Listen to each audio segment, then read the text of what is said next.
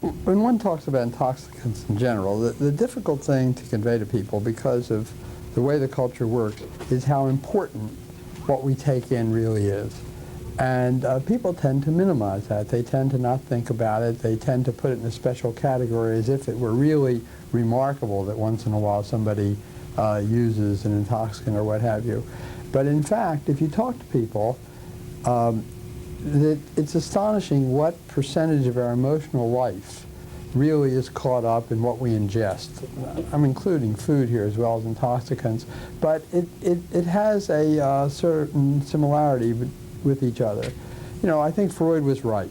To work and to love are really where the two most important aspects of our emotional life. Of what we do with ourselves, how we function, where we get our self-esteem, all that, and our relationships, whether we're close to people, whether we're not close, and so on. There's no question that those are the two most significant factors. But if you really want the next factor with the decline of religion, I really do think it's what we ingest. And whether we've taken in too much or too little, when we're going to take it in, when we're not going to take it in, what we really like, what we don't like, with whom, under what circumstances, really is astonishingly a busy notion. And intoxicants remain part of it, of whether we're going to do anything or not do it. And it really starts in early adolescence, and it continues through much of your life in one form or another. And it's sort of like a hidden secret that that this goes on and that people care about and are interested. It's astonishing, again, how little people really pay attention. Now, if that's true, that this is a really very important factor, and it's an important factor in virtually everyone's life, and I would include people who are abstinent, incidentally, retaining yourself as abstinent is just as much what you do and what you don't do as if you're doing something. So it isn't as if you can deal with it once and for all by not ever doing anything. That requires reaffirmation throughout much of your life. So that if you accept that, and if you accept what the anthropologists tell us, that there are no known cultures except the far north Eskimos that have not used an intoxicant on some regular basis. Every culture ever studied, and as I like to say, the far north Eskimos breathe deeply a lot. That they had these rituals where they did a lot of deep breathing and so on, threw themselves on the ground and so on, which also is a form of intoxication, but they never were able to make anything out of blubber that I know of that worked. But their diets were very restricted, and it's astonishing that they managed to work out the rituals they did.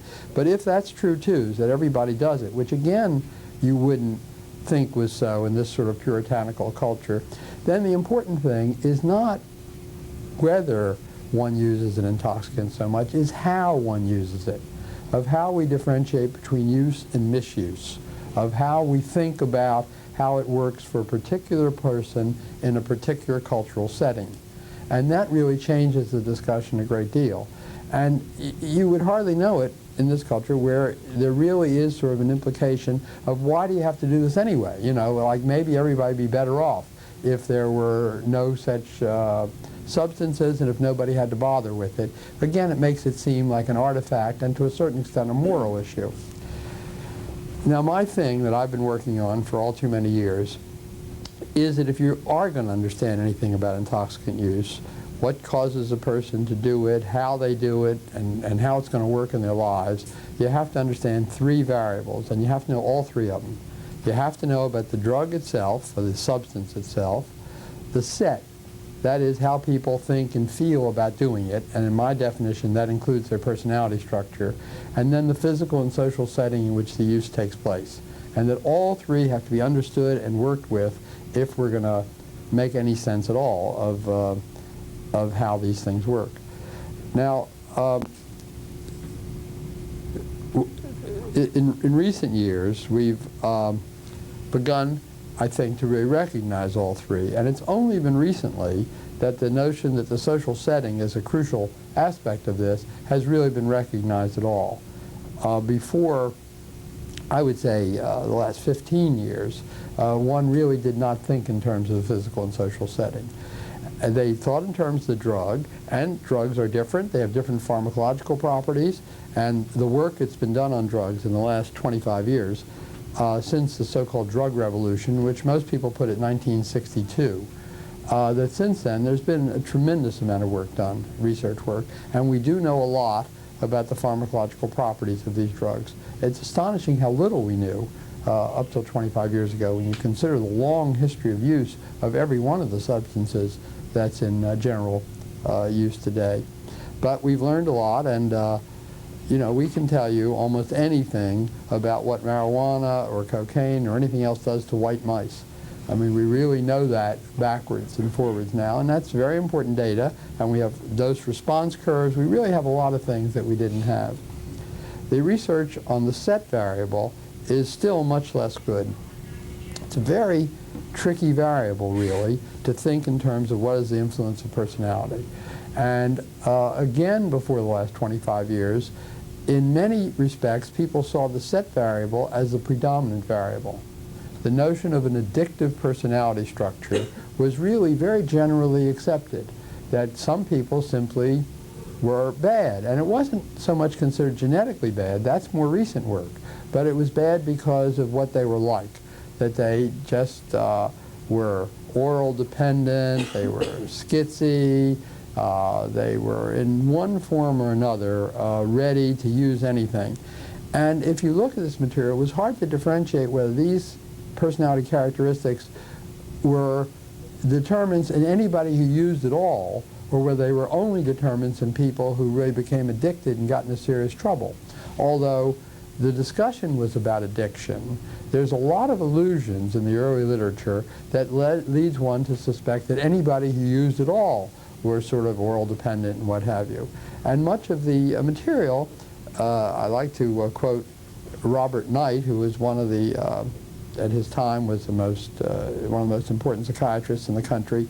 He had been clinical director at Menninger's, and then he came to Stockbridge, Mass, and really turned Austin Riggs from a small detox center, essentially for rich people, into a very important place where people could get treated and where the studies of therapy would go on. But for some reason, late in his life, he decided he was going to take the boards of psychiatry and neurology. Knight was a big man, very much an analyst, very involved in all those things. And so somebody asked him a question about the influence of the mammary bodies on alcoholism. Mammary bodies are small centers in the hypothalamus. And Knight responded that he didn't know anything about the influence of the mammary bodies, but he knew a lot about the influence of the mammary glands. And that was sort of the implication, that if you sucked at the bottle, you were sucking at the tit.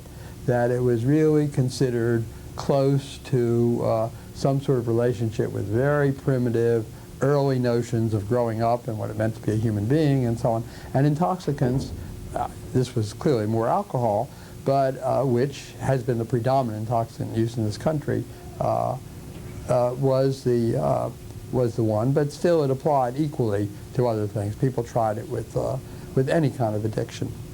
So the set variable didn't turn out really to be very interesting, because as we began to do more comprehensive studies, particularly more longitudinal studies, the set variable didn't hold up very well. The set variable got its prominence from retrospective studies.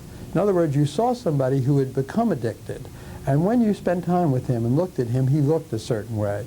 And many people who are addicted look a lot the same. They really are people who are both very needy on the one hand, antisocial on another, antagonistic, depressed. All of those characteristics you can find in almost anyone who's been an addict for any period of time, and particularly if they've come into a treatment center. So they would say, well, they must have been like this before. What we're seeing now is not the result of the addiction, but the cause of the addiction. And that was how most of these studies came about. And particularly if they got into trouble as a result of their antisocial feelings. If they had criminal behavior, if they were this and that, then it was very easy to say that they had always been bad antisocial people. Now, in fact, if you really look closely in longitudinal studies and whatever work you can get where people have been interviewed before they got into trouble, then you began to see that they weren't so different from anybody else.